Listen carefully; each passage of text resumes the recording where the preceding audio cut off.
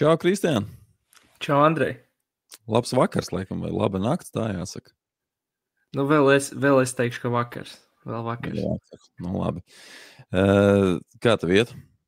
Diezgan labi, un es nevaicāšu pagaidām, kā iet tev, bet es domāju, ka iet arī labi Latvijas basketbola. Par to mēs šodien arī parunāsim, par pēdējiem jaunumiem, nesenākajiem jaunumiem, un arī to, kas notika pirms, 15 minūtēm pirms mūsu ieraksta.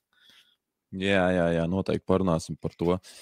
Gunārs Grīnvalds, Reāli Madrid sastāvā 17 gados. Jaunākais latvietis, kurš jebkad spēlēs Eirolīgā. Izgājis laukumā Eirolīgā. Nu jā, parunāsim par to šodien. Parunāsim droši par VF pirmo spēli jāparunā, vai ne? Tā ir aizvadīta Čempionu līgā. Un. Man bija iespēja parunāt ar treneru Alonso. Kaut kādas atziņas varbūt no tā ir. Es ceru, ka tu esi lasījis, vai varbūt tev arī ir kaut kādas atziņas par to. Bet es piedāvāju īstenībā sākt šoreiz ar mūsu čatā uzdoto jautājumu no Salvi Mētras. Viņš rakstīja, ja par Rodionu, tad man pēdējos gadus ir neatbildēts jautājums par viņa un par mūsu karjerām. Uz NBA skatuves pārāks, bet Eiropā divi dažādi kalibri. Un tad Salvs aicināja mūs nokomentēt šo jautājumu. Es aicinu varbūt neieslīgt pārāk ilgi, bet es nezinu, man šķiet, ka tas, kas šo spēlētājs vieno, ir kaut kāds fakts, ka viņi ir plus mīnus viena vecuma, mūs ir gadu jaunāks, ka viņi NBA iegāja vienā gadā un viņus draftēja viena komanda. Manuprāt, tur līdzības arī beidz šiem spēlētājiem. Nu, vēl augums ir, man liekas, kaut cik līdzīgs. Man liekas, mūsu ir kaut kāds 2.04, Rodions 2.06, 2.07. Nu, bet tur es piekrītu, ka tur arī tas līdzības beidzās. Viņš ir ārējais spēlētājs. Man šķiet, ka mums ir džeks, kuram ir vajadzīga bumba rokās, lai viņš būtu efektīvs. Un citreiz viņš nemaz nav tik efektīvs, cik viņš varbūt ir efektīvs. Bet Rodions savukārt ir spēlētājs, kuram nav jābūt ar bumbu, lai būtu efektīvs laukumā. Un viņš prot baroties no tā spēles gājuma, no komandas biedru un arī pretinieku darbībām un reaģējot uz to. Viņš tāds universālāks spēlētājs un abi ir, viņi dažādās pozīcijās. Mums ir izteikts ārējais, Rodions tomēr ir garais, kurš varbūt pamazām jau ieiet tajā karjeras fāzē, ka viņš, kā mēs šodien redzējām Eirolīgā, tikai pa 4 spēlēm būtībā jau pārsvarā ir, ka tie augumā garie spēlētāji, kas karjeras sākumā ir spēlējuši ārējā līnijā, tomēr ar gadiem pāriet uz grozu tuvumu. Vai, nezinu, tuvumu tā nevar teikt mūsdienās, bet uz izteiktāk garo spēlētāju pozīcijām. Ja mēs ieejam nedaudz vēl detaļās, tad, manuprāt, tas, kas Rodionam NBA karjerā palīdzēja būt labākam nekā mūsam, ir tas, ka viņš tomēr ir speciālists. Tās lietas, ko viņš dara, vairāk tomēr, tas ir tāds šaurāks lietu loks varbūt, un tas vairāk atbilst kaut kādam speciālistam. Atceramies, kad viņš NBA spēlēja, man liekas, to esmu daudz pieminējis, un tas man tāds spilgtākais, kas nāk atmiņā, tā viņa šķiet, vai tik tā nebija pirmā sezona, kur viņi tika play-offos uzreiz. Tur bija tāda ļoti interesanta Brooklynas komanda, un viņš aizsardzībā pirmajā kārtā uzreiz darbojās tur pret Blake Griffinu, daudz sita viņam bumbas ārā, tur pārķēra gāja ātrajos, un tas pats bija arī, kā viņš veidoja savu uzbrukumu, kur lielākoties tās iespējas, kas viņam radās, bija no laukuma stūra, vai kaut kādos brīžos, kad kāds mazais, tur es nezinu, vai tajā brīdī tas bija D'Angelo Russells vai kāds cits atmetās uz viņu, vai attiecīgi viņš kaut kur gudri nolasīja situāciju, iekatoja, vai arī attiecīgi tur bija tādas read and react situācijas, kur bija viens pump fakes, jeb tāda māņkustība uz metienu, garām gājiens, un tad tas viss tika noslēgts. Mūsu tomēr ir, tā kā jau minēja, spēlētājs, kam vajag bumbu, spēlētājs, kurš varbūt, ja teiksim, es pat nevaru izdomāt salīdzinājumu, bet, kopumā tu gan jau visticamāk uzbrukumā gaidīt lielāku pienesumu no viņa, jo vienkārši viņš visu laiku ir ar bumbu, viņam ir lielāks potenciāls tev iebērt, labi, nevis tu gaidīt vairāk no viņa, bet vienkārši viņam ir lielāks potenciāls iebērt 20 punktus. Viņš vienkārši tā spēlē. Viņš ir spēlētājs, kurš viņš gribēja bumbu toreiz ar bumbu spēlēt, un viņš grib to tagad, un viņš arī spēlē tā. Viņš gribēja veidot spēli NBA, un skaidrs, ka NBA 19-gadīgam puikam tur no Balkāniem, kurš tur nav baigais kuils vai nav gluži Dončiča līmeņa talants, meistarībā vienkārši jau tajā brīdī daudz pārāks, tad neviens to tur baigi neļaus to darīt NBA līmenī. Un Rodionam savukārt visas tās īpašības, par ko mēs jau pat runājām, un ko tu detalizētāk pastāstīji, tās varēja tur pielietot uzreiz, un tāpēc arī tā bija. Un atgriežoties Eiropā, vienkārši man liekas, ka Rodionam tas kurs, kā spēlēt, varbūt bija novirzījies nedaudz, viņš tā kā varbūt, es nezinu, par to būtu jāparunā ar viņu pašu, varbūt kādā garākā sarunā kādreiz, kā tur bija. Man bija sajūta, ka viņam varbūt bija kaut kāda vēlējās tā kā vairāk darīt, nekā viņš darīja NBA, bet viņam jau bija jādara tieši tas pats. Ar to, ko viņš bija efektīvs NBA, ar to viņš tagad ir ļoti efektīvs arī Eiropā. Un viņš nav superzvaigznes stila spēlētājs pēc savas būtības, kāds teorētiski ir Musa. Ja mēs pieņemam, ka superzvaigzne ir tas spēlētājs, kurš tur bēr punktus, daudz spēlē ar bumbu, met izšķirošos metienus, Rodions tāds nebūs. Ja? Un Musa tāds ir, bet tāpēc Eiropā viņam varbūt ir vairāk iespēju, kur tas visādā ziņā līmenis, fiziskais meistarības līmenis ir nedaudz zemāks. Tāpēc arī šeit viņam izdodas to labāk likt lietā un pielietot. Bet man, piemēram, ir grūti iedomāties, ka... Jā, vēl arī, manuprāt, pāris lietas. Nav tā, ka viņi abi atgriezās Eiropā kā milzīgi, un uzreiz tur Musa bija superstārs. Atceramies, viņš jau ja nemaldos, viņam caur FS, man liekas. Jā, bet viņš bija kaut kādā mazajā ACB, vidējā. Jā, bet viņš nonāca FSā, tur viņam bija pāris spēles, tas bija tas FS, kas, man liekas, vēl Atmanu vadībā cīnījās par tituliem, tur viņš vispār netika pie nekādas lomas, un tad viņš nonāca Breogan, tur, kur tagad ir Artūrs Kurucs, un tā, man liekas, viņiem bija pirmā sezona pēc tam, kad viņi bija tikuši atpakaļ ACB līgā. Tur viņš atkal aizvadīja savu tādu MVP sezonu. Redzam arī tas pats Artūrs Kurucs tagad pēc Mursijas pārējot uz Breogan spēlē krietni labāk, kas vienkārši ir zemāk līmeņa klubs objektīvi, kur attiecīgi ir mazāk varbūt tik augsts līmeņa spēlētāji. Un tur viņš pacēla savas akcijas, un tad viņš veiksmīgi ieitās Madridē, tie vairāk gadu Madridē, cik viņam tur 3 sezonas šķiet bija, un tagad Dubajā jau viņš parakstīja atkal kā superstārs. Savukārt Rodions uzreiz pēc NBA, pirmkārt tur bija vēl visas tās ārpus laukuma lietas, kas noteikti nepalīdzēja, un viņš nonāca pie Žeļko, tobrīd super stingri treneri komandā ar super augstām prasībām, komandā, kas jau tobrīd bija izvirzījusi mērķi atgriezties Eirolīgā. Tas bija Belgrads Partizan, un man liekas, ka tā bija tā sezona, kur bija arī Zeks Ledejs un Kevins Panters, kad viņi spēlēja Eirokausā. Ne tā? Jā, labi. Droši vien, jā. Es domāju, ka mums nav vērts tik dziļi iedziļināties. Man no šodienas spēles, kur Rodions debitēja Baskonijas sastāvā beidzot Eirolīgā pret Panatu, man ir grūti iedomāties, ka mūs izdarītu kaut ko tādu, ko izdarīja Rodions pašās spēles beigās. Kad pateicoties īstenībā Rodiona darbībai, tai cīņai par bumbu, Mitoglu nemaz netika pie iespējas paņemt to bumbu, kas nāca viņa virzienā teorētiski pēc Foresta metiena, ko Foresta speciāli meta garām sodiņu. Un, jā, Rodions tā kā neizcīnīja pats to bumbu, bet viņš ar to savu darbību pēc būtības ļāva vai nodrošināja to, ka tā bumba nonāk Foresta rokās. Un Forests arī panāca to neizšķirt. Bet atkal, no mūsu jau droši vien neviens arī negaidītu tādu darbību. Viņam tas droši vien nav jādara. Tas nav viņa tā kā primārais uzdevums. Rodionam tas ir. Es domāju, ka viņi vienkārši ir pārāk dažādi spēlētāji, lai viņus tā baigi liktu vienā svaru kausā. Tas ir diezgan neiespējams salīdzināt. Bet... Es teiktu, ka viņi abi šobrīd ir augstākie Eiropas līmenī. Super. Viņi ir abi šobrīd augstākie Eiropas līmenī, bet es teikšu tā, ka, ja mēs, piemēram, tagad atvērtu un apskatītos bookmakerus, kur ir, piemēram, tā saucamie outright, kur mēs redzam 4 galvenās favorītas, kas gan jau ir abi grieķi, un tad gan jau, ka arī Feners ir augšā, un vēl kāda komanda, es nezinu, vai tur Monako vai Efes, vai, vienalga, 4 komandas ar lielākiem izredzēm uz titulu, un starp tām noteikti nav Dubai un noteikti nav arī Baskonija, tad es teiktu, ka šīm te 4 komandām, ja viņas grib uzvarēt titulu, pie pašreizējā sastāva, spēlētājs, kurš var krietni vairāk palīdzēt un dot iespējamā titula izcīnīšanā, noteikti ir Rodions nekā mūsu. Lai vai kādas būtu tās kaut kādas problēmas, nezinu, tur, piemēram, tagad mēs redzam, Olimpiakos varbūt ir problēmas drusku ar aizsargiem, ka tur ir izkrituši ar savainojumiem un tā tālāk, bet es tik un tā teiktu, ka ar visu to, ka viņiem ir Tysons Wards, viņiem Rodions noderētu un palīdzētu cīņā par titulu krietni vairāk nekā to darītu Musa, un es arī atļaušos publiski izpaust savu hot teiku. Kaut gan es neuzskatu, ka tas ir hot takes, bet Rodions ir top 3 aizsardzības spēlētājs Eirolīgā. Es jau gribēju teikt, ka reālists apstiprina optimistu, un tad tu pasaki šitādu lietu. Tas ir vispār, es domāju, Man liekas, ka pārāk maz nogrieznis.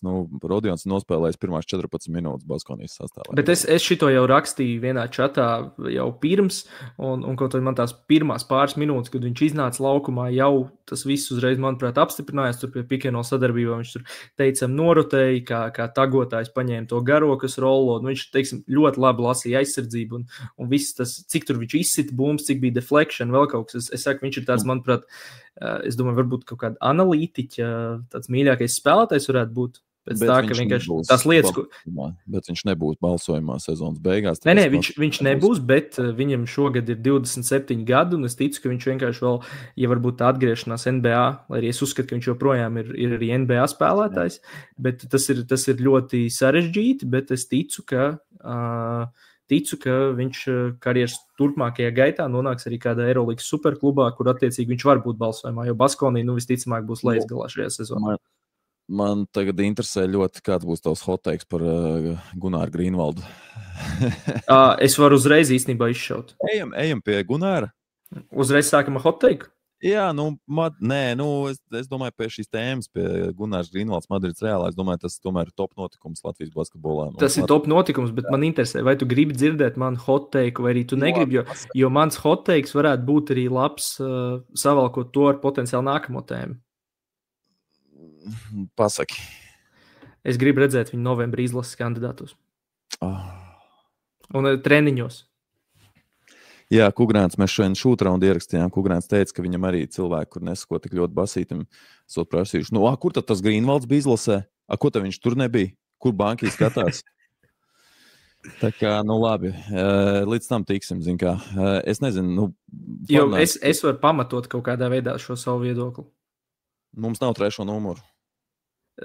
Tas ir viens, bet otrs arī ir tas, ka Grīnvalds jau šobrīd ir speciālists, un ja mēs salīdzinām, piemēram, viņu ar Anģelu, kurš pagājušajā sezonā bija Madridē un tagad ir VFA, par ko mēs arī vēl parunāsim, tad viņam kā speciālistam, ja viņš fiziski varbūt spēja kaut cik tikt līdzi un noturēt kaut kādu savu pozīciju un nezaudēt fizikalitāti aizsardzībā, viņam kā speciālistam ir krietni vieglāk iegulties komandas uzbrukumā, jo viņš varbūt vienkārši tāds, principā, 3&D džeks, ja viņš spēja nosakt, viņam it kā augums ir, varbūt kaut kur viņš zaudē fiziskajā un fizikalitātē, bet ja viņam arī uzticās Sergio Scariolo un ja viņš ir aizvadījis visu pirmssezonu ar Madridi, tad es vienkārši redzu, ka viņš kā speciālists var iegulties arī tajā sastāvā, kas ir uz kvalifikāciju. Jo, un kāpēc vēl es viņu redzētu, jo pēc tam nākamajos logos tev ir ļoti sarežģīti viņu pārbaudīt, jo, es domāju, ka lielākā varbūtība šobrīd ir uz to, ka viņš nākamā sezona būs NCAA. Es domāju, ka ir absolūti mazākā iespēja, ka viņš būs 12. kādā no šiem spēlēm. Treniņos vienkārši uz tiem 16 džekiem. Jo mums Alonso ir jāsāk viņam ir jāsāk bez eksperimentiem. Nav laika eksperimentēt. Ir jāpaņem 2 stabilas uzvaras un viss. Bet labi, tā ir taisnība, bet pie Alonso tīksim, zin kā. Varbūt, par izlasi. Bet tu gribēji vēl pateikt par Grīnvaldu? Mēs jau vēl parunāsim par viņu, bet vispār īstenībā aicinātu arī skatītājus rakstīt komentāros, vai jūs piekrītat man, ka Grīnvaldam būtu jābūt, varbūt ar tādu tā kā avansiņu, bet vai jūs redzētu, ka viņš varētu tikt pārbaudīts kaut kādā veidā un pasaukts? Varbūt viņš Scariolo nelaidīs. Viņš ir Eirolandes spēlētājs. Jā, bet es zinu, kā tur tagad ir kaut kādas traumas, tas pats Maledons. Kas būs novērts? Jā. Es mīnu, ka tur atgriezīsies spēlētāji, un tad attiecīgi viņš varētu vairāk spēlēt tajā U22 līgā, līdz kurai arī mēs tiksim. Es saprotu, ka viņš nespēlēs. Labi, tā, paga. Tātad, fakti. Tātad Grīnvalds ir otrais spēlētājs Madrids Reāla lielajā komandā no Latvijas, 17 gadu vecumā, jaunākais tātad Eirolandes spēlētājs no Latvijas, kāds jebkad bijis. Kambal bija 3. 4. gada sezonā Madrids Reālā. Un toreiz Madrid nemaz nespēlēja Eiroligā. Viņi bija Eirokausā, viņi tika finālā, bet zaudēja Jeruzalemes Hapoelam. Tagad, protams, situācija mainījusies. Eirolīga nevar iedomāties bez Madrides. Vismaz līdz 27. gadam, ja? NBA Eiropas. Nezinu, vai nočieps vai nenočieps, bet labi, ne par to tēmu. Bet par latviešiem, vēl droši vien jāpiemina, ka nesenākā dažu gadu pagātnē ir par abiem brāļiem Bertāniem Madridi interesējusies, bet līdz līgumiem netika nevienā, ne otrā gadījumā. Nu, tad, protams, jaunatnes sistēmā ir bijis gan Miška, gan Anģels, kurš tagad jau ir UEFA. Es lasīju pēc tās Gunāra debijas ACB līgā. Spāņu Twitterī bija tāda skepse nedaudz par to, ka Grīnvalds ir Skariolo mīluls, un tāpēc tiek pie iespējām, jo tur atsevišķi fani uzskata, ka tur ir talantīgāki džeki akadēmijā, bet, manuprāt, tas jau nav nekas slikts, ka tu esi treneru mīluls. Es tieši gribēju teikt, man kā latvietim ir pilnīgi vienalga, ko domāt spāņu. Nos to patriotismu. Man liekas, ka vispār, jebkuram spēlētājiem, tev vienkārši jāizmanto šī iespēja būt par treneru mīluli, ir super. Jebkurš profesionāls basketbolists pateiks, ka no treneriem, īpaši Eiropā, ir tik daudz atkarīgs tavā karjerā, īpaši karjeras sākuma posmā. Iepatikties trenerim var būt būtībā izšķiroši tas, kā attīstīsies tavu karjeru sākuma posmā. Un cik es saprotu, Gunāra gadījumā, tas nav nemaz nekas tāds, ar ko viņš varētu nepatikt trenerim. Viņam ir, pirmkārt, mēs jau runājam, viņam ir labas fiziskās īpašības, labs ķermenis, tur garas ekstremitātes, pleci, uz kā būvēt ķermeni, koordinācija, viss ir, lai varētu spēlēt augstā līmenī. Metiens. Un varētu attīstīt, varētu attīstīt savu augstā līmenī. Tad Gunāram ir gaiša galva. Viņš perfekti runā spāniski, viņš jau no 13 gadu vecuma tur dzīvo kopā ar ģimeni, starp citu. Visa ģimene pārvācās uz Madridu kopā. Un es runāju ar Gunāru pārstāvu Raivu Šāds, ka viņš teica, ka tas pat ir nedaudz šokējoši, ka Skariolo ir uzticējies džekam, kurš nedzīvo akadēmijas tajā kampusā, bet dzīvo ar ģimeni visus šos gadus. Ka tas varbūt tā neierast nedaudz. Bet, tātad viņš ir spēlētājs, kurš ļoti ātri uztver treneru prasības. Un tas patīk jebkuram trenerim pasaulē.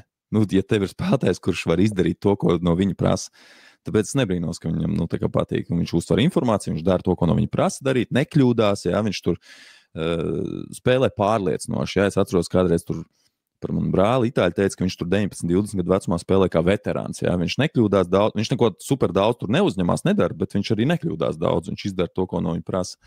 Un kaut kādā ziņā, tas ir tas, kas treneriem patīk. Un, jā, tas ir tā, bet, ģimene visu laiku ir bijusi klāt, un tas noteikti arī ir kaut kāds faktors. Es neuzskatu, ka vienmēr tas ir tā kā izšķiroši, bet, ja tu 13 gados aizbrauc, tu 13 gadu tomēr ir, tas ir ļoti maz, lai brauktu viens, un tāpēc es saprotu, viņa gadījumā tas ir palīdzējis viņam. Un visas tās zvaigznes Madrides Realā, viņi ir pieņēmušas, kā savējo, viņš tur ļoti labi iejuties. Visu to sasumējot, tad no tiem 5-6 jaunajiem, kas tur tajā pirmssezonā bija kopā ar Madridi, viņš arī ir palicis visilgāk, un tagad arī ticis pirmais pie šādas iespējas.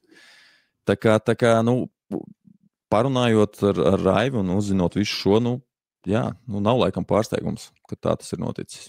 Šajā gadījumā, kad Madridē ir savienot spēlētājiem, ir tā iespēja parādījusies. Un te, man liekas, atkal mēs varam atgriezties pie tā, ko es teicu par izlasi, ka viņa tipa spēlētāji būtu vieglāk kaut kādā veidā iesaistīt izlasē, un tas pats arī Madridē.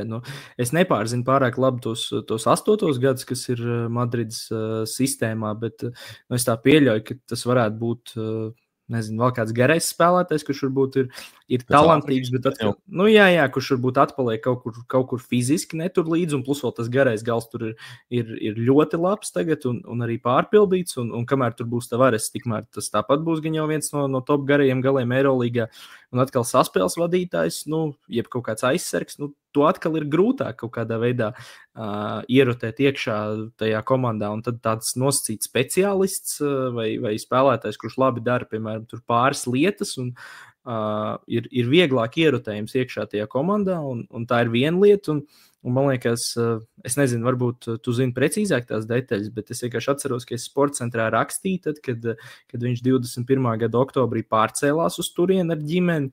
Un, ja es pareizi atceros, tobrīd runājot ar viņa treneru Juri Vasiljevu, kurš, starp citu, ir tagad viens no 2 latviešiem Mongolijā, kas ir arī ļoti interesanti, 2 latvieši Mongolijā. Apsveicam Pēteru. 2 latvieši Mongolijas basketbolā. Un, ja es pareizi atceros, tobrīd es pat nedaudz nobrīnījos, jo tas bija laiks, kad vispār diezgan daudz, labi, arī tagad ir tā, ka diezgan daudz latviešu paraksta Spānijā, bet viņš bija šķiet parakstījis ik pa gadam. Jāņģevam, piemēram, bija tie 3 gadi garantēti. Tur neatkarīgi nevarēja sanākt tur kā Andrijam Miškam, ka zaudē tur kaut kādos jaunadas līgas play-offos kaut kādai nosacīt no-name komandai, un tad tur pusi atlaiž un atstāja tur tikai Dončiču un vēl kādu varbūt. No Madrids gadījumā jebkura cita ir no-name komanda.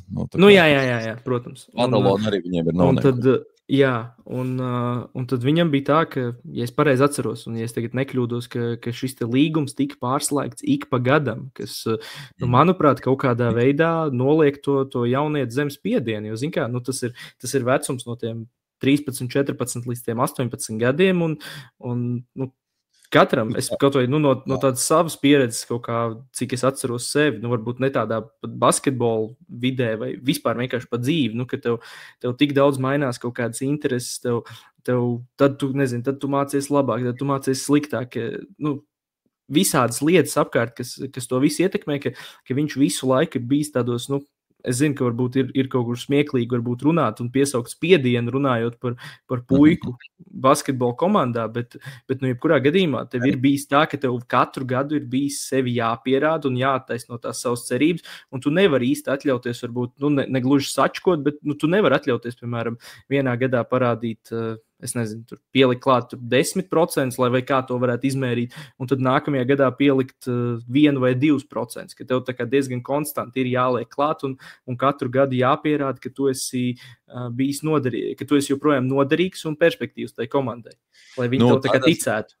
Tādā ziņā tā ģimenes klātbūtne varētu spēlēt izšķirošu lomu, jā. Varbūt tagad uz tiem pēdējiem akadēmijas gadiem kaut kas pamainījās un ka tika pārslēgts varbūt uz 2 gadiem, bet pirmajos gados es tiešām esmu diezgan droši, ka bija tā, ka slēdz pa gadam un es vēl pat toreiz, man liekas, pabrīnījos par to, ka šāds lēmums zikā pārcelties ar ģimeni uz garantētu gadu, ka tas tomēr arī tikai daudz resursu un viss pārējais.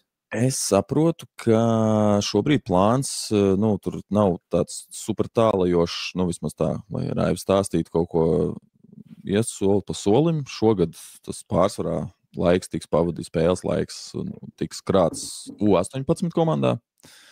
Tad jānospēlē tas jauniešu Eirolīgas turnīri cerams, vairāki, arī fināla turnīrs cerams.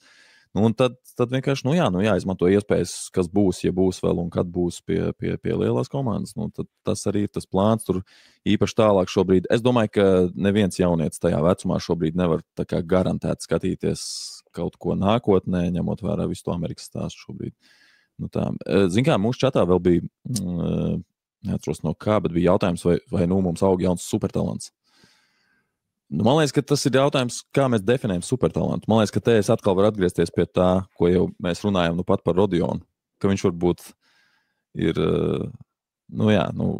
atkarīgs, kādu mēs definīciju pasakam supertalantam. Droši vien, ka Gunārs Grīnvalds nebūs Džanana Musas tipa spēlētājs nekad. Viņš, kā tu jau daudzreiz to pieminēji, ir izcils, man liekas, lomas spēlētājs, un viņš var būt supertalants vai superzvaigzne lomas spēlētāja lomā. Bet arī tas nav slikti. Nē, tas ir super. Tas ir izcili. Man liekas, ka tev var būt izcila karjera, bet, zin kā, viņam ir 17 gadi. Man vienmēr visi šie stāsti liekas, viņam viss dzīve ir priekšā, un varbūt viņš var sanākt visādi. Un starp citu runājot par... Ir labi priekšnoteikumi, to, ko mēs jau runājam. Ķermenis, jā, viennozīmīgi. Un runājot starp citu par tevs jau pieminēto jauniešu Eirolīgu, tad šajā sezonā viņam tur gan Madrids komandā būs 2, tādi, gribētu teikt, Eiropas pat tiešām super talanti.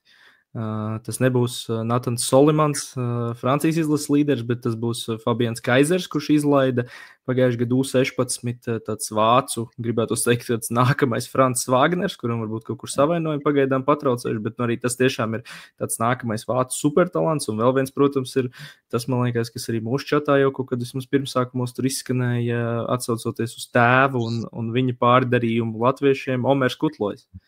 Ibrahima Kutloja dēls, tā kā tas arī ir turku nākamais supertalants, un tas ir aizsargs savukārt. Lai gan Fabian Kaiser arī pat teorētiski var atskaitīt varbūt kaut kur starp aizsargiem pie tā viņa skills.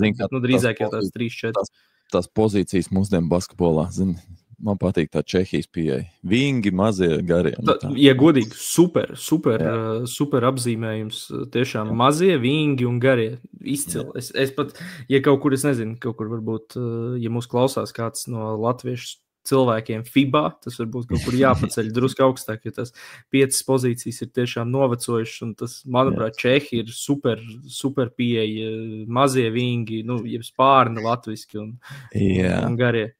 Starp citu, nesen iznāca tāds starptautiskais skauts Aleks Kičians. Viņam ir Twitterī konts, viņš bija izlaidis savu pirmo šīs sezonas 2008. gadā dzimušo spēlētāju rankingu, starptautisko spēlētāju rankingu, tātad ne amerikāņus. Viņš tur bija ielicis gan Grīnvaldu 18. un Ričārdu Aizpuru. Jā, mums jāatceras, ka šajā gada gājumā mums ir vēl viens ļoti talantīgs spēlētājs, Ričārds Aizpurs, Stelas Zurā spēlē arī šo sezonu. Jā. Tā kā forši, ka tā. Diemžēl Madrides preses dienests nebija pietiekami informēts par to, no kuras valsts ir Gunārs. Bija ierakstījuši, ka lietuvietis. Tā kā tas tāds... droši vien tas ir tas, ar ko mums vēl jārēķinās. Jā. Tā kā kāds mums ir tas status basketbola pasaulē vēl, ka mēdz mums tomēr sajaukt. Bet pat ne tikai basketbola pasaulē, regulāri arī no pieredzes. Protams. Klausies, mums vēl ir diezgan daudz jārunā. Es pamanīju, ka Toms Talts ir parakstījis ar Future arī, ja iepriekš runājām par Grīnvaldu, kurš ir Aivju Šatska klients, tad Future savukārt ir arī Latvijā bāzēta aģentūra, Mārtiņš Bērziņš, Jānis Porziņš. Džeks ar lietuviešu saknēm šobrīd Valencijas sistēmā vasarā parādījās runas, ka viņš varētu parādīties arī kaut kur Liepājas rindās. Ko tu esi dzirdējis, ko šis gājiens nozīmē, tā parakstīšana ar Future, tas varētu arī Liepājai kaut kādas iespējas pavērt viņu ieraudzīt savā sastāvā? Kā es saprotu tagad jau laikam vairs ne. Tā vismaz es uzdevu šo jautājumu basketbola klubu Liepāja direktoram, kurš arī pagājušajā nedēļā viesojās pie mums tiešraidē. Es saprotu, ka nē. Viņš arī ir iekļauts U22 komandas pieteikumā šajā te U-līgā jaunajā, un tur gan viņš varētu spēlēt, kā es saprotu, un tāpat viņš arī ir parādījies Eirolīgas pieteikumā. Tā kā es domāju, ka potenciāli kādā sezonas brīdī iespējams mums varētu parādīties vēl viens, un es neatceros, vai es to... 6. Jā, es to, man liekas, jo kas interesanti, man Latvijas basketbola izlašu direktors, šķiet, tā bija pareizi viņa amats, koordinators Emīls Toms atsūtīja gan par Grīnvaldu, gan par Tomu Talci, ka viņi ir parādījušies pieteikumos, bet es tieši pirms sezonas priekšvakarā pārbaudīju abu komandu pieteikumus, un to brīdi viņi tur vēl nebija. Un tā kā, man vienkārši ir interesanti, kurā brīdī šie te pieteikumi tika papildināti, jo arī ACB līgā nebija uzreiz ar to pirmo pieteikumu, un tagad viņi abi divi tur ir, tā kā mums, es gribētu teikt, pāris dienu laikā ir pusotra kāršojies Eirolīgas spēlētāju skaits, jā, tā kā, ja mēs šādi turpinam līdz sezonas beigām, vispār ideāli. Es saprotu, tā U22 līga ir īstenībā kaut kas tāds, tas ir tāds jaunievedums vispār Eiropas basketbolā, man šķiet. Kopumā, nepiekritīšu. Francijā kaut kas bija. Francijā ir tā saucamais, es mēģināšu teikt izrunāt pareizi, Espoir. Jā, arī līdzīgs projekts. Bet Spāņi laikam sarosījās tagad pēc tās Amerikas parādīšanās, tās NCAA un NIL līguma parādīšanās, ka tas ir kaut kāds veids, kā viņi mēģina noturēt šeit spēlētājus.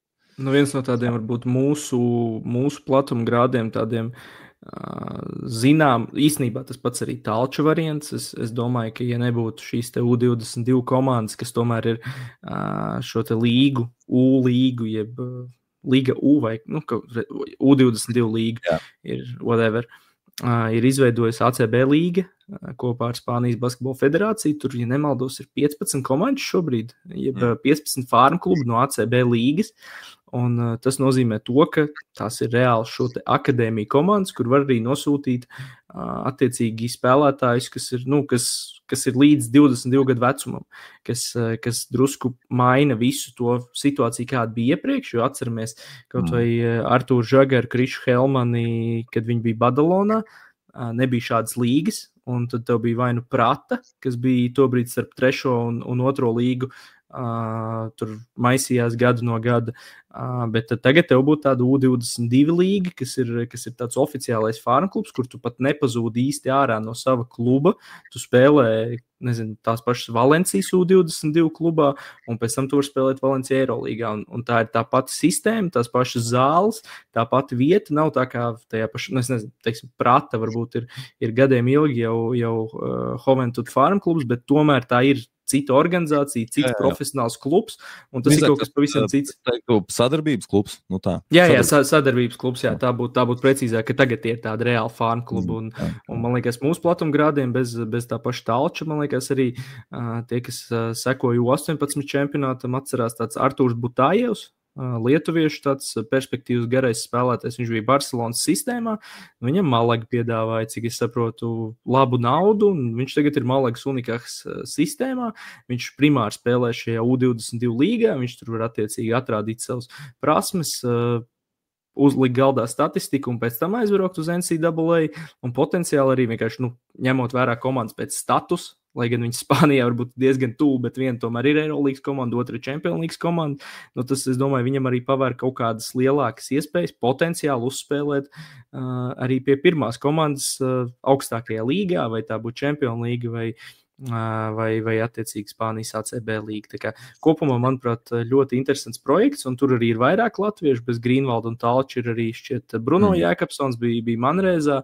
Arī man šķiet, ka viņš bija aizsargs, un kas vēl ko gribēju teikt, jā, ka īstenībā būtu interesanti dzirdēt kaut kad varbūt, kad sezona būs ieskrējusies, jāmēģina kaut kad dabūt pie mums ciemos Jānis Gailīts, lai viņš padalās ar to savu Francijas pieredzi, jo ir sanācis būt uz Francijas čempionāta spēlēm, un tur šis te notiek pirms katras spēles, respektīvi, ja spēlē tur Strasbūru pret Parīzi, tad tur, 5 stundas ātrāk spēlē attiecīgi tās U21 komandas, kas ir tās Espoir, un tas tā kā kādreiz pirms ASK un Barons spēlēm spēlēja LBL2 ASK juniors un Barons, kā viņiem tur sauc to juniors. Jā, vai arī 96. gadu ķēzermešs ar Dāvzonu. Arī tā bija. Man ļoti patīk, mēs esam nolaidušies pamazām no augstumiem līdz mūsu platumgrādiem. Es domāju, ka mēs arī varam paturpināt ar mūsu platumgrādiem. Vai tev vēl es ātri pabeigtu, jo man vienkārši liekas, ka būtu ļoti interesanti dzirdēt varbūt tieši no trenera Gailīša, jo viņam bija tas izkrit no galvas. Es saprotu, ka viņa Strasbūras komandā bija tas saspičs no Francijas U18 izlases, kuram piedāvāja kosmiskas naudas NCAA, bet viņš vēl izlēma palikt Strasbūrā, un man liekas, vienkārši tur, Francijā, tur ir tik milzīgs tas talanta apjoms, un tur tas notiek gadiem, vienkārši būtu interesanti dzirdēt varbūt no cilvēka, kas ir tur iekšienē, kaut kāds tos, tās atsauksmes vispār par to projektu, jo no latviešiem šķiet tikai Roberts Blums un Ivars Žvīgurs ir tie divi, kas tur spēlējuši. Labi, bet nolaižamies uz mūsu platumgrādiem. Tu jau pieminēji Champions League, un tad droši vien, ka mums arī jāturpina ar VF Champions League. Pirmkārt jau mēs sākām šo podkāstu ar nosaukumu Mūsu ārzemēs. Tā kā pieturoties pie mūsu oriģinālā nosaukuma un temata, droši vien tā jāparunā par to, ka Toms Leimans ir atstājis mūsu ārzemēs kategoriju, vismaz uz kādu brītiņu, vismaz pagaidām. Viņš līdz Champions League beigām ir kļūst par VF spēlētāju. Un tad, kad parādījās info, ka viņš pamet Meksiku, es atceros, mēs savā starpā runājām, ka diez jau vai viņš pievienosies kādam Latvijas klubam. Bet es teikšu godīgi, es tajā brīdī neiedomājos tādu acīm redzamu lietu, ka tas varētu būt VF.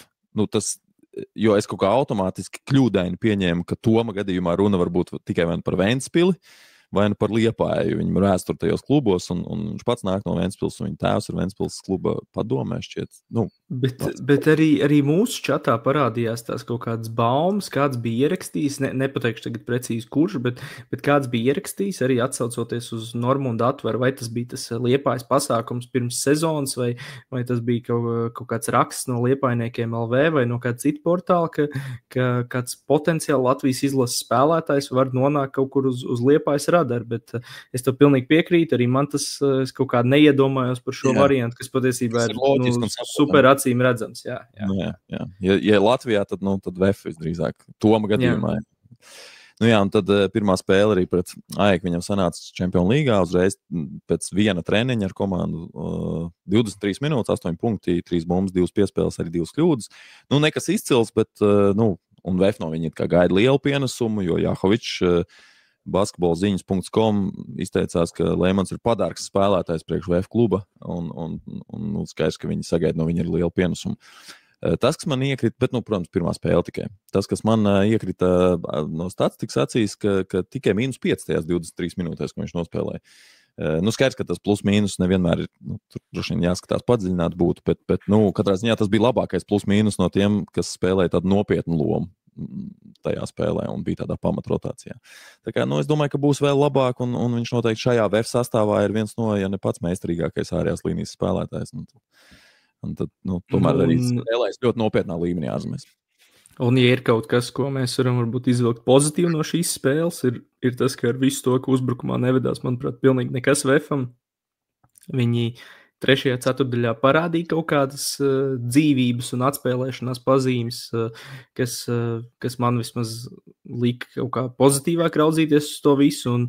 Un tad tā otrā lieta, ir tāda, ka Leimanim viens treniņš, vēl tur kaut kādiem pāris spēlētājiem kaut kādas varbūt vai veselības problēmas vai kas bija, un ka tādā kopējā bildē tā pirmā spēle pret pārliecinoši labāko komandu, vismaz uz papīra grupā, un ka tu vismaz kaut kādā spēles nogriezienī rādīja kaut kādas pazīmes, ka tur ir kaut kāds potenciāls. Jo tas tomēr, būsim godīgi, tas bija visu cieņu Keilai un visu cieņu Ogrei, bet VF gadījumā runājot par Champions League, šis bija tomēr tāds pirmais nopietnais tests. Zin kā, ja tas būtu bijis Kalevs, kas ir arī Eirokaus komanda, tad varbūt, ja tas būtu bijis Latvijas-Igaunijas līgā, tad mēs varbūt to varētu kaut kur vērtēt, bet tomēr ne Keila, ne Ogra nav pagaidām Eirokaus komanda. Ok, Keila laikam pat sanāk, bet tas nav tas līmenis. Jā. Bet, es teiktu, ka teorijā, ja VF nebūtu ticis pie Champions League vietas pamaturnīrā, nav izslēgts, ka viņi abi ar Keilu spēlētu vienā turnīrā šogad. Jā. Bet par Leimanu vēl pabeidzot droši vien jāņem vērā, ka VF viņš vismaz pagaidām spēlē kā pointguards, kā saspēles vadītājs, un vismaz es domāju, ka varbūt Iļam Sidrovam atgriežoties, tur varētu pamainīties tās lomas mazliet, bet arī klubu karjerā būtībā kopš viņš aizbrauc uz Spāniju, viņš ir spēlējis pārsvarā kā kombo aizsargs, kā tāds otrais secondary ball handlers un līdzīgi kā īstenībā cits Ventspils produkts, Talsu Ventspils produkts Jānis Strelnieks arī izlasē vienmēr bija pamat saspēles vadītājs un diezgan neaizstājams saspēles vadītājs, bet klubos lielākoties tomēr spēlēja kā arī līdzīgi kombo aizsargs. Tā kā gan jau, ka tur arī vēl pamainīsies. Bet man šķiet, ka VFam jau tā problēma nav ārējā līnijā. Tā, man šķiet. Jā, tur tikai 8 tās piespēles bija, bet es domāju, ka jāskatās tā kopumā visa tā komandas uzbūve. Labi, varbūt sākumā, es nezinu, Gulbs pēc spēles pieminēja to hustle play trūkumu, tādu atdeves trūkumu, ka viņš tur bija saskaitījis no 11 neitrālām bumbām, tikai vienu paņēma, un ka tas nav pieļaujams.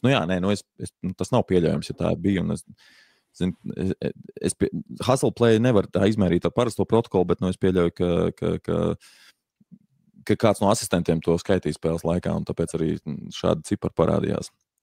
Bet tas, ko var ar parasto protokolu izmērīt, nav tik traki. Tur pēc pretinieku kļūdām VF guva vairāk punktus, otrās iespējas punkti bija vienādi, soda laukumā vienādi punkti. Jā, droši vien tie hustle play tika piefiksēti, tās neitrālās bumbas, un tur arī tā ir būtiska statistika. Kaut ko tas, protams, parāda. Bet tā pašā laikā droši vien tad jāanalizē arī kādas bija tās neitrālo bumbu situācijas. Un, ja tā ir tāda fiziskā divcīņa ar pretinieku, tad droši vien nav jābrīnās. Jo AEK bija, es teiktu, ne tikai meistarības pārsvars, bet arī muskuļu pārsvars šajā spēlē. Un, man liekas, vēl viena lieta, kas jāatzīmē, tomēr arī tas, kaut kāds milzīgais pieredzes pārsvars. Jā. Cik VF spēlētāji, izņemot Dairi, izņemot Iļu Sidorovu, izņemot Arnaldo Toro, varbūt, man liekas, vispārējie bija principā debitanti uz tāda FIBA Champions League līmeņa skatus. Zini kā, es saskaitu, tā soliņa pienesums VFam 12 punktu no soliņa AEKam 36. Tas ir ļoti vienkārši skaidrojums, manuprāt. VF labākais spēlētājs šajā spēlē no soliņa bija Leimans. Redzēsim, vai tāds būs turpmāk, kā tur tās lomas būs, bet, teorijā no soliņa labāku pienesumu varēja dot arī Ķilps. Šoreiz nesanāca, bet, droši vien tā objektīvi tas varētu notikt. Un tad AEKam pretī no soliņa nāca laukumā, es saskaitīju. Viņiem nāca laukumā no soliņa. Nevis pamatpieciniekā. 523 Eirolīgas spēles, 69 NBA spēles un 4 Eiropas čempionātu medaļas. Nāca no soliņa laukumā ēkam. Tas, Kacevelis, Karolopoulos, Lekāvičs un Kuzminskis. Jā. Tas ir nesalīdzināms līmenis. Jā. Tas īstenībā, par ko mēs esam savā starpā, un arī varbūt ne tikai savā, es neatceros, vai mēs podkāstā par to runājām, bet ka VF sastāvā vienkārši trūkst kvalitātes šo sezonu. Un tāpēc, mēs tā kā...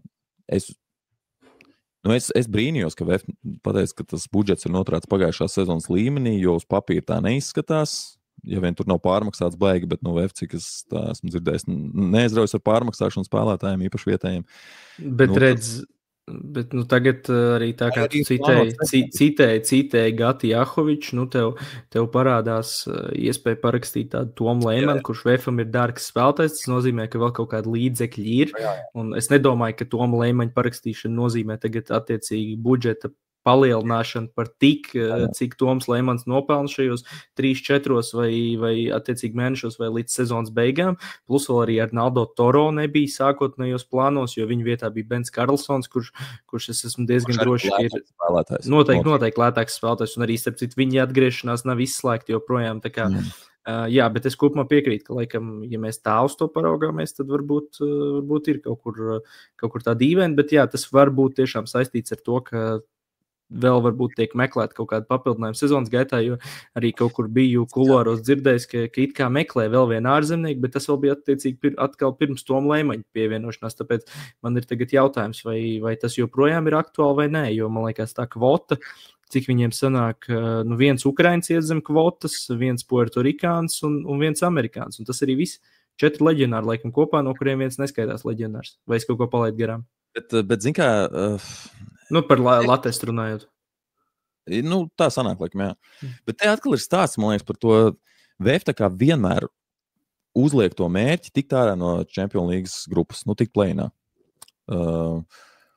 Champions League nav turnīrs, kur būtu laiks ieskrieties tādām komandām kā VF.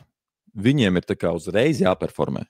Un tādām komandām kā VF ir jāmauc uzreiz no paša sākuma. Viņiem īstenībā jāizmanto tas, kamēr grandi vēl ieskrienas, un īstenībā AEK ir grants basketbola Champions League kontekstā. Pie tam viņiem it kā bija labs kaut kāds sagatavošanās posms, tāpēc rezultātiem pārbaudas spēles. Bet pēc tam tajās pirmajās Fenerničā nomauc arī. Jā, pēc tam tuvāk sezonai vai tuvāk šai spēlē pret VF bija nepārliecinošāks sniegums arī pēc rezultātiem. Bija zaudējums Superkausā, bija pirmajā kārtā vietējā čempionātā zaudējums, tā kā viņi arī nemaz nerādīja tik izcilu spēli tagad tieši pirms tām beigām. Un VF ir tajā pozīcijā, kur viņiem ir jārāda pats labākais sniegums uzreiz no paša sākuma. Tā. Man liekas, ka viņiem... Tam es piekrītu, bet ir arī kaut kādi, manuprāt, nosacīti objektīvi attaisnojumi VFam. Cik es saprotu, Dairis Bērtāns pēc izlases bija kaut kur nedaudz ar muguras savainojumu. Tas pats Karlsons tev izkrīt, Toro pievienojās tikai sagatavošanās cikla gaitā.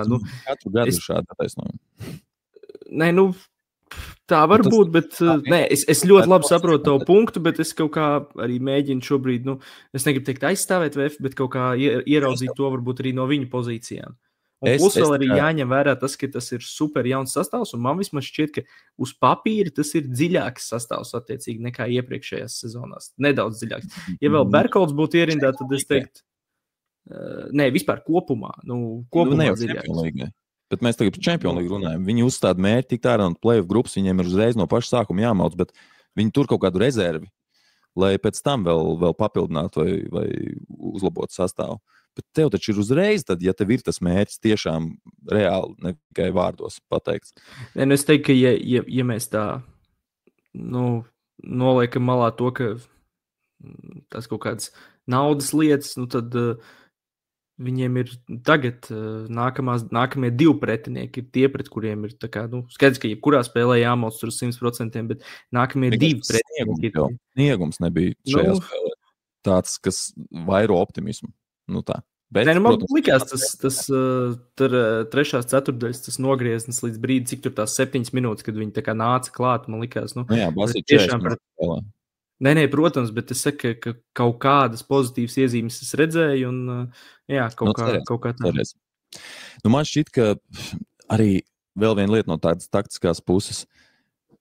Būmēstaram bija jāspēlē pa 4 tajos brīžos, kad Toro vai Novickis atpūšas.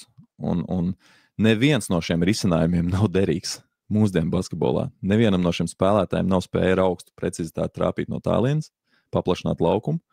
Laukuma paplašināšana pēc būtības tad nestrādā, esot laukumā 2 no 3 šiem spēlētājiem. Vanaks un Aleksandrovs, kuri teorijā ir labāki šajā spēles elementā, bet, acīm redzot, ir kaut kādi iemesli, kas liek trenerim viņiem neuzticēties. Acīm redzot, tad treneru aprēķinos tie ieguvumi ir mazāki nekā riski esot laukumā šiem spēlētājiem. Un tāpēc ir jāspēlē ar 4. pozīcijā ar spēlētājiem bez metiena 25. gadā. Man liekas, ka ir grūti uzvarēt. Jā, bet par Aleksandrovs var pievienoties, tās viņa mazās minūtes kaut kur tiešām nedaudz pārsteidza, negatīvā ziņā. Es nezinu, tas treneriem noteikti labāk zināms un redzams, bet es nezinu, vai tur jāvēršās pie paša Riharda vai kā, kaut kad vajadzēs pavaicāt, kas pa lietu.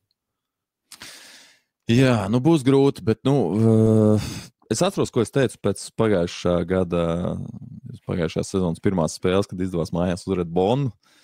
Es teicu, ka ir labas iespējas tikt tālāk, un beigās pēc tam sākoja 5 zaudējumi pēc kārtas. Kā, un tagad tu saki no otras puses. Jā, un tagad es ceru, ka atkal apgāzīs manus vārdus, un es tiešām novēlu Befam, lai pacīnītos. Un tam teorētiski vajadzētu to varētu izdarīt. Tagad Solnak uzvarēja savā pirmajā spēlē, Levits ir plus 30, nākamā spēle tieši pret Levici. Tur nav vairs atkāpšanās ceļa. Tās spēles ir jāņem tā kā bez attaisnojumiem. Es arī domāju, ka būs labāk noteikti. Pirmkārt, pretinieks vieglāks, uz papīra. Objektīvi vieglāks pretinieks. Un VF ir pietiekami jauns sastāvs, kuram nevajadzētu kaut kā augstprātīgi uz to skatīties, un es neticu, ka viņi tās skatīsies un pieies vieglprātīgi šādai spēlē. Tā kā es ticu, ka viņi būs tai cīņā par play-in. Bet tā pirmā pēcgarša nav laba. Tā. Jā, man kaut kur līdzīgi, bet mēs virzamies tikai tālāk. Jā, droši vien, ka virzamies. Ok, jo tad es atļaušos beigās. Es ļoti ceru, ka treneris Gulbs mūs klausās. Es dzirdēju, ka viņš preses konferencē vaicāja, kur es esmu palicis, jo es nebiju klātienē, bet treneri, man jums jāsaka, ka man tajā dienā izrāva 2 gudrības zobus, un tāpēc es arī maču tā nedaudz kontuzēts skatījos, un attiecīgi varbūt arī nevarēju iedot tagad tādu pašu labāku analīzi, jo tiešām tāds dūlu galvu gulēju divānā un skatījos. Pieķēries 7 minūtēm, kas bija ļoti labas. Bet tās es redzēju, jā, jo es pat uz beigām, man liekas, aizmigu uz pašām beigām. Tad no rīta pamodos un redzēju, ka man jau bija atsūtīts, ka treneris Gulbs meklēja mani preses konferencē. Es uz nākamajām būšu. Jā. Labi, beigās tad droši vien es gribu pastāstīt, ka man bija iespēja pagājušās nedēļas beigās stundu piesaist videozvanā ar Latvijas izlases jauno galveno treneri Sito Alonso. Un tagad to tekstā var izlasīt MVP LV. Sanāca izlasīt? Jā, un es gribu vēl pirms mēs ķeramies klāt, tas gan ar tādā profesionālā nolūkā, gan arī varbūt tāpēc, ka es domāju, ka kādam skatītājiem tas varētu būt iespējams kaut kur interesanti, vai varbūt kādam jaunietim, kurš arī mēģina vai domā par kaut ko līdzīgu uzsākšanu vai darīšanu kā mēs. Kā tu gatavojies šādai sarunai, cik ilgu laiku tev tas paņem, kā tu atlasi tos jautājumus un, pastāst varbūt vispār par to savu kaut kādu gatavošanās procesu, jo es saprotu, jūs nebijāt iepriekš tā runājuši. Nē, es pirmo man tas interesē gan pašam profesionāli, man liekas, tev neesmu tā to prasījis, un es domāju, ka varbūt, tas baigi daudziem neinteresēs, pirmkārt, varam parunāt par to privāti, un ja kādam interesē, tad viņš man uzrakstīt, vai mēs varam kaut kā. Bet, sagatavošanās vienmēr ir atslēgas elements. Jā, par to vispār nav šaubu. Komentējot vai jebko darot, sagatavošanās ir atslēgas moments. Arī skolā eksāmenu liekot. Pārbaudas darbu. Tā kā, ja tu sagatavojies un pēc tam neizmanto visu to, ko tu esi sagatavojis, tad tas tik un tā ir labs darbs, ja tu esi dabūjis labu rezultātu ārā. Es nezinu, vai es dabūju labu rezultātu ārā, tas droši vien citiem jāspriež. Man patīk, es saņēmu atbildes gan uz jautājumiem par kaut kādām taktiskajām niansēm, varbūt neieslīgstot pārāk dziļi tajās, jo es domāju, ka tas kaut kāds pirmās spēles treneru vadībā rādīs to, kā tas izskatīsies realitātē, jo bija tur pāris interesants lietas par to, ka varbūt... Es domāju, ka mēs varam pieskarties. Nē, jā, bet es domāju, ka tu fiziski nevarēji ieiet tik dziļi kaut kādās taktiskajās niansēs, jo tu vienkārši ir kaut kur, protams, basketbola cilvēki var paredzēt, kā mēs varētu teorijā spēlēt ar tiem tiem hipotētiskajiem sastāviem, kas būs sito vadībā, bet mēs nezinām to, pirms mēs nebūsim to redzējuši. Un man jau tā kā saknē likās ļoti interesanti, ka viņš varbūt kaut kur apsver nespēlēt, varbūt tik daudz pick and rolls, jo mums varbūt nav tādi, ja mums žagars nav pieejams un nezinu, varbūt, un tad paliek tikai Kristers Zorich, ka mums nav tādi, varbūt, attiecīgi izlašu līmenī tik daudz un tik labi spēlējoši pick and roll spēlētāji, kā mazie, kam vienkārši nav varbūt tās pieredzes, un tas man jau likās uzreiz saknē ļoti interesanti. Tas pats arī par tām pick and roll aizsardzībām, par to, ka mēs varētu tur dablā lekt uz bumbu, vai ka varētu arī nemainīties tik daudz. Un tur bija tāds interesants nianses, bet es saku, lai mēs to pārbaudītu, vai arī attiecīgi, lai mēs ieiet dziļāk tajās niansēs, ko tas varētu taktiski tiešām nozīmēt un kā tas varētu izskatīties, kaut vai pie tās pick and roll aizsardzības, kādas varbūt rotācijas vai tādas lietas, mums vienkārši fiziski jāredz, kā tas izskatās pie konkrētā sastāva, un tad attiecīgi retrospektīvi raugoties, mēs varētu vaicāt, kāpēc bija tā, kāpēc bija šādi un kāpēc ne tā. Bet jebkurā gadījumā par to var padomāt, un tas bija tiešām interesanti. Zin kā, laikam jau mēs nevaram sagaidīt kaut kādu revolūciju tagad 1. novembrī. Nē, viennozīmīgi, bet zin kā kaut kādi mazie pielāgojumi jau noteikti būs, kas parādīs kaut kādu to roku. Tā viņš arī pateica, ka viņš strādās pēc banki iestrādēm sākumā tajā pirmajā logā un esot pārāk maz laika. Tas ir loģiski 3 dienas, lai sagatavotu. Skaidrs, ka tu nevar savu filozofiju pilnībā iedot komandai. Un es domāju, ka tādu īsto Alonso basīti mēs redzēsim pat ne februārī, bet tajās jūlijas spēlēs pret Nīderlandu un Austriju, jo tad būs bijis vairāk laiciņu pagatavoties un sagatavoties. Un tā. Bet tas, ko tu pieminēji, kopumā es jūtu, ka spēle varētu pamainīties tomēr ar laiku. Un to switchu, jeb to maiņu aizsardzību viņam nepatīk spēlēt, un to var redzēt arī Mursijas spēlēs, un viņš tomēr grib tādu ļoti agresīvu, tiešām agresīvu basketbolu ar step-outiem, bet tādiem agresīviem vai pat ar double teamiem. Tā kā, un par to pick and roll runājot, jā, man interesēja, ka man patīk, ka viņš pateica, ka viņam tā kā patīk caur low post spēlēt, kas ir salīdzinoši maz bijis Latvijai, un man tas personīgi ir pietrūcis skatoties, un tas ir viena lietiņa, kas man varbūt traucē tajā modernajā basketbolā, ka ir pārāk maz tas low posts. Tas arhaiskais pieejams. Nē, arhaiskais. Caur low postu veidot spēli, nevis obligāti iedot kādam, kurš tur ar pasies, piemēram, Turcija, Eiropas čempionātā ar high postu veidoja. Jā, high post, bet arī, teiksim, viņš teica, ka klubā viņam ir bijušas uz Rodionu 5-6 sadarbības. Speciāli tikai uz Rodionu, un skaidrs, ka viņš pārsvarā saņēma bumbu lopos, jeb ar muguru pret grozu, tuvāk grozam. Un īpaši, ja viņš spēlē kā 3. numurs, man liekas, tur viņam ir milzīgs pārsvars. Un tad tur tās kustības, viss, kas var notikt teorētiski, man liekas, ka ļoti interesanti tur var sanākt. Bet atkal, ja mēs tā paskatāmies uz potenciālo novembra logu, tātad Kristaps Porziņš, arguably labākais posta spēlētājs pasaulē, pēc tādas efektivitātes. Jā, labi. Jā. Teorētiski. Jā. Viens noteikti labākajiem arī Latvijas izlasē nebūs. Rodions nebūs. Rolands Šmits efektīvākais posta spēlētājs, tāds, kurš riktīgi ar gaļu mauc kaulā brutāli lietajā postā šķaidās, arī nebūs. Kas tur Gražuls paliek, kurš nebūs. Klāvam būs jāspēlē. Klās ar labu piespēli apveltīts. Ok, vēl kāds? Andžejs? Nezinu, jāskatās. Man nenāk prātā tādi baigie postotāji. Spēles drīz pēc tam, viņam tur ir pārāk maz tā starp, vismaz uz to otru, viņam 3. decembrī ir Taivānā spēle. Man tiešām nenāk prātā tur tādi baigie postotāji, kas varētu mums pirmajā logā. Jā, varbūt es īstenībā arī varu komentāros ierakstīt, vai jūs redzat kādu no tiem potenciāliem kandidātiem, kas varētu izpildīt šo lomu kaut kur bez Klāva Čavara, kāds cits varbūt. No tāda intervijas viedokļa man, kad mēs sazinājāmies, tā kā sākumā treneris prasīja, cik laiku varētu prasīt mūsu sarunu, jo viņam bija diena iepriekš bijusi ar Reini sarunu priekš Latvijas televīzijas. Es saprotu, ka tur tā īsāk tā saruna. Es teicu, kad plus mīnus stundiņu, un viņš nošokējās. Viņš teica, ka viņam ir ļoti daudz jāstrādā, ka viņam spēle nāk, jo viņam bija svētdienā spēle pēc tam ACB līgā pirmais mačs. Kurā dienā jūs runājāt? Piektdienā. Okay.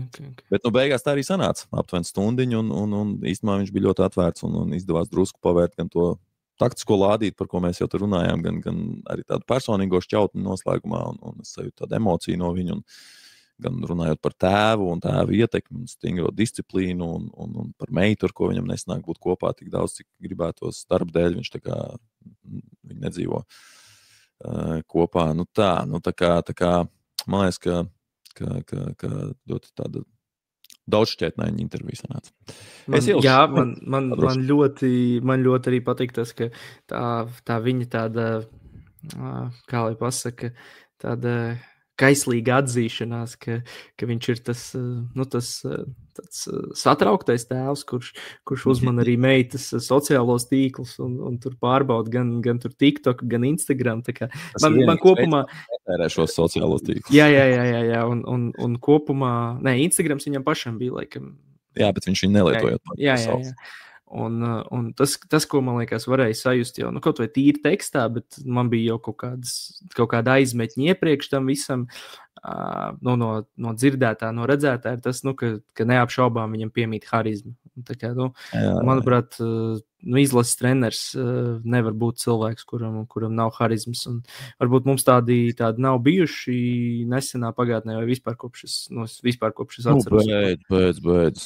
Bagāts, kas ir ļoti harizmātisks treneris. Nē, es saku, ka tādi nav bijuši treneri bez harizmas, bet es nevaru iedomāties, ka mums ir treneri bez harizmas.